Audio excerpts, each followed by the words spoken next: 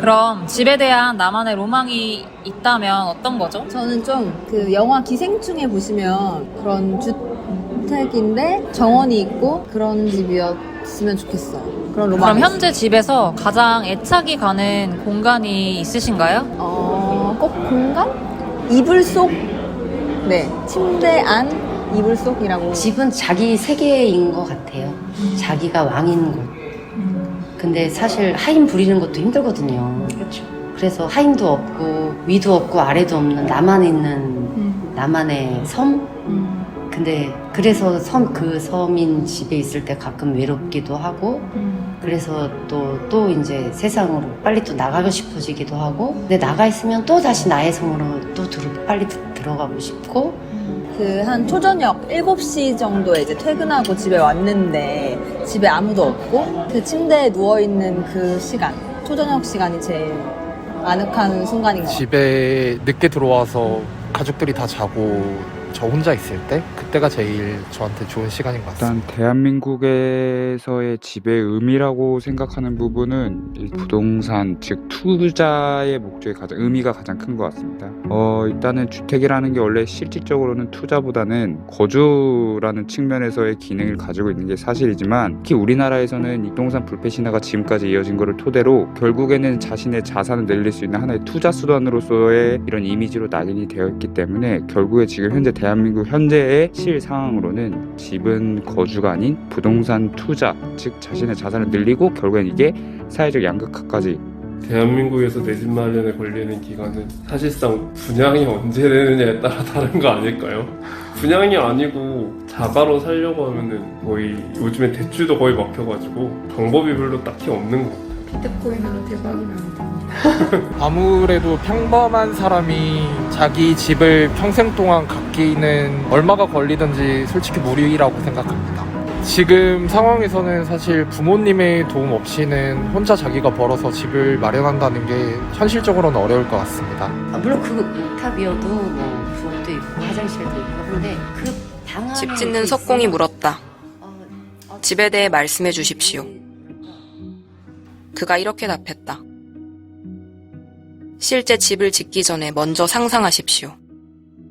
도시 속 집을 짓기 전에 거친 들판 위에 나무로 지어진 그대들만의 집을 상상하십시오. 그대들이 해질녘 집으로 돌아오듯 그대들 안에서 먼 곳을 떠도는 마음도 돌아올 수 있도록. 집은 그대들의 육신이 커진 몸과 다름없습니다. 태양 아래서 자라나고 밤의 고요함 속에 잠들며 꿈꿉니다. 그대들의 집은 꿈꾸는 존재입니다. 꿈꾸며 이 답답한 도시를 떠나 자연 속으로 떠나지 않습니다. 만약 내가 그대들의 집을 모아 씨 뿌리듯 자연에 뿌릴 수 있다면 골짜기는 그대들이 걷는 거리가 될 것이요 무성한 숲이 우거진 오솔길은 그대들의 산책로가 될 것입니다. 하지만 그렇게 되지 않았습니다. 앞서 살아온 이들이 두려움에 못 이겨 당신들 모두를 도시 안에 너무 가까이 두었기 때문입니다. 두려움이란 지속되는 것이니 한동안 도시라는 성벽이 그대들을 자연으로부터 떼어놓을 것입니다. 스스로를 돌이켜보십시오. 그대들은 지금 사는 집안에 무엇을 가지고 있습니까? 그 안에서 굳게 잠긴 문으로 지키고 있는 것은 무엇입니까? 평화를 품고 있습니까? 아니면 남들의 시선을 의식한 열망만을 품고 있습니까? 그대들은 언제든 돌이켜보고 싶은 소중한 기억을 간직하고 있습니까? 아름다움을 간직하고 있습니까? 그대들 마음을 물질적 집착에서 끌어내 신성한 대자연으로 이끌 아름다운 말입니다. 말해보십시오. 그대들 집에는 이런 것들로 채워져 있습니까? 아니면 단순히 편안함만을 찾습니까? 편안함만 찾는 욕망은 처음엔 손님처럼 기어들어오지만 결국 그대들 집의 주인 행세를 하게 될 것입니다. 맞습니다. 결국 그대들을 아무것도 하지 못하는 꼭두각시로 만들 것입니다. 편안함만을 찾는 욕망은 부드러운 비단처럼 보여도 그 안은 차가운 쇠와 같습니다. 겉으론 위로하고 달래는 것 같지만 그대들이 잠든 사이 그대들의 존엄성을 비웃습니다. 그대들을 잠깐 조롱하다 내팽개칠 뿐입니다. 진정 편안함만을 찾는 욕망은 영혼의 열정을 죽이고 웃는 얼굴로 장례를 치르는 것과 같습니다. 하지만 당신, 만약 그대들이 아이들처럼 언제나 끊임없이 움직이고 쉼 속에서도 안주하지 않는다면 결코 편안함의 덫에 걸려들지 않을 것입니다. 그대들의 집은 정박하는 닻이 아니라 바다를 항해하게 하는 돛대가 될 것입니다.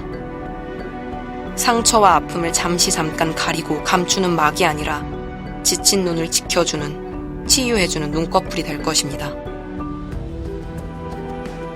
그대들이 집 안으로 들어가기 위해 활짝 편 날개를 접지 않아도 됩니다. 천장에 부딪힐까 고개를 숙일 일도, 어느 날 갑자기 벽이 무너져 내릴까 숨죽여 걱정할 필요도 없습니다. 마치 죽은 자처럼 집에 머물지 마십시오. 제 아무리 웅장하고 호화롭다 해도 집은 비밀을 간직하는 곳이 되어서도 욕망을 풍기는 곳이 되어서도 안 됩니다. 그대들 안에 있는 무한한 가치와 존재는 높은 하늘 위 궁전을 향하기 때문입니다. 그곳의 문은 아침 이슬이고 어두운 밤의 고요함과 노래가 창문입니다.